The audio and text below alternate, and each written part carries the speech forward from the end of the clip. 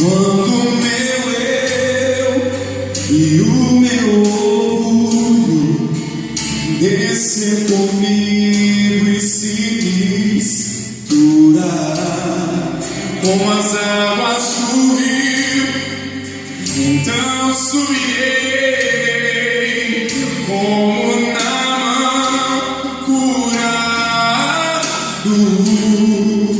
Eu abro mão de tudo que sou, só pra servir-te, ó meu Senhor. Eu abro mão de tudo que sou, só pra te adorar, Senhor,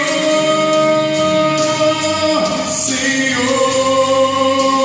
Quebra o meu orgulho, eu quero descer e mergulhar nas águas do teu amor.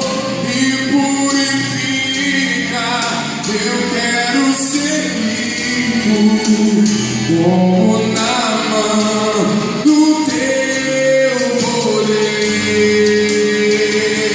Senhor.